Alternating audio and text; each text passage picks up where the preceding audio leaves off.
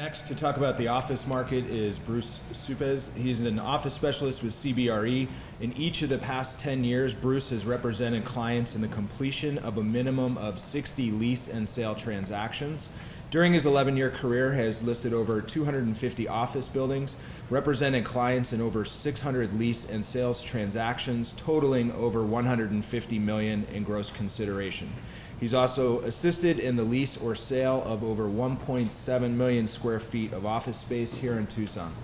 Bruce's practice focuses on both tenant, landlord, and buyer-seller representation within the professional office and medical office markets. Bruce. You know, Michael, I told you to vet that information. My mom wrote this, actually, and she has a tendency to over-exaggerate. Whenever I come up here, well, it seems like it's getting less and less for some reason, but I say, hey, Bruce, why don't you talk about the office market? And of course I say, office market? What office market? I got to get some new material. But hey, I'm going to reiterate the obvious. We've been under siege, the office side is, for a very long time. There's been a bloodletting since probably 07, about 8 years. It's been a rough 8 years. So probably in the last 6, 9, 12 months, I go speak to a lot of groups, panels about the market and real estate, what have you. And you know, what I've really focused on is big picture stuff, and that's good and bad, I guess. But I guess my point of all of it is because I guess I keep coming back to that, because when you start grabbing the usual suspects about what we talk about in terms of the vibrancy or health of a market, if you grab, let's say, a lease rate, let's say it went up a little bit. Well, the reality is that's great, but if it went up a little bit from last year, 5 years ago, 10 years ago, for the most part, whatever it is, it's all been gobbled up by the increases in operating expenses. So that's just the reality. Absorption goes up a little bit, great. 5,000, 10,000, heck, 20,000 or more, 100,000. Still, the reality is we've had a net zero absorption since 07, net zero. I mean, if you think about the total numbers, you know, we base our numbers, my company, 10,000 square foot buildings are above 9.4 million square feet, whereas obviously when you look at all office space across in this whole city, about 23 million. When you look at vacancies, I say it went down a little bit. The reality is we're showing 20%, and that's, again, larger buildings. And then if you look at all product, about 15%, as you note in the report that was given to you. But what's more concerning or disconcerting, if you will, is that we have probably half the amount of office space that we should have for a community of our size, okay? So, and this is good information here. This is fun stuff, enough to bring your own noose party. So why is this happening? Why has this happened? Let's get, you know, I'm not going to keep reiterating the obvious. It's jobs, lack of jobs. Yes, good jobs would be nice, but crummy jobs will do. Really. And the thing is, and I keep talking about this, and I'll try to cut a little short bit, it's people in this room and it's people in our community, and we just have to push forward, and you know, we have to turn this ship around. And again, without going too far into it, it's okay, there's plenty of blame to go around here, right? And we can start pointing fingers all day long, but just be very careful, because every time that you talk about issues, concerns, challenges, whatever words or semantics you want to use, you better have solutions in that same voice. Because otherwise, brick by brick, you're starting to decay, you're starting to take away our whole infrastructure.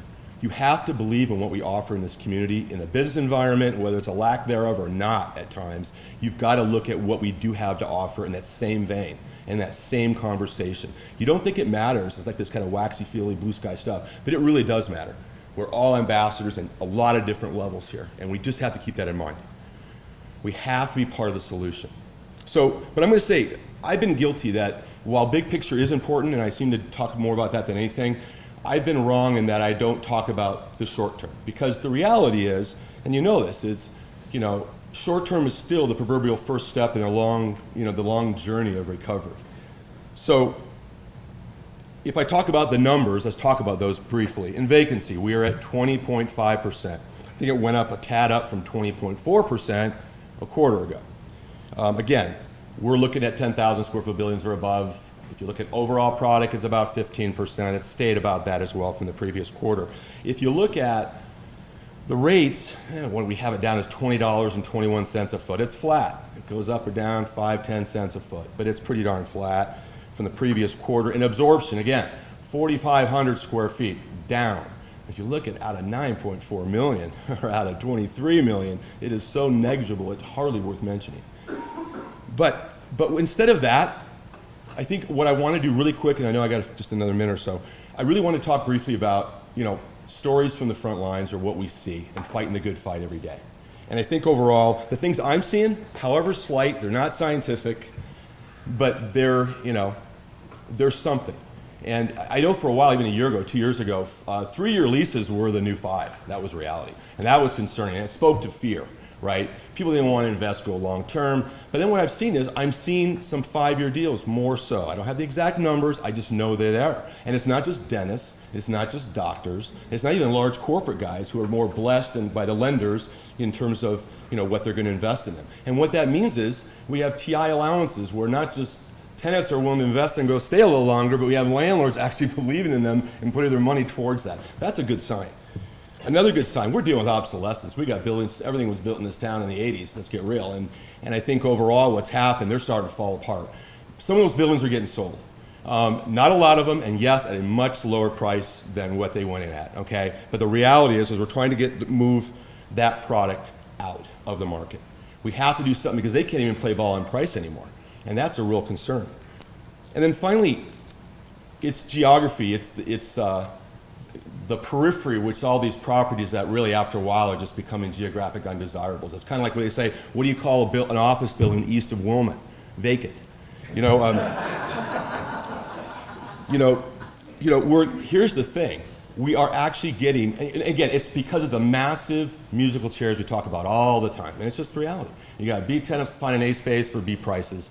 If you can move in closer to town, midtown, they're going to do it. That's just what it is. And who's bearing the brunt? A lot of the east stuff, those along the periphery, unless you're really a niche guy that wants to be there for a specific reason. But what I have seen, the good news is, some of these, again, nicer projects, some of the Venture West stuff along the periphery, Tanque Verde Place, for example, more on the east side of town, they weren't getting anything. Lately, I've seen some sales. There's actually some leases, not a lot of them, but I'm seeing them, and that's something. Versus almost nothing. I'm not exaggerating. I'm seeing that. So all these things, you know what? Are these gains significant? No, not really. Is it something? Yeah. And do I think that it's really turning around, albeit very slowly? Absolutely. It's definitely going in the right direction, and it's certainly much better than the alternative. Thanks.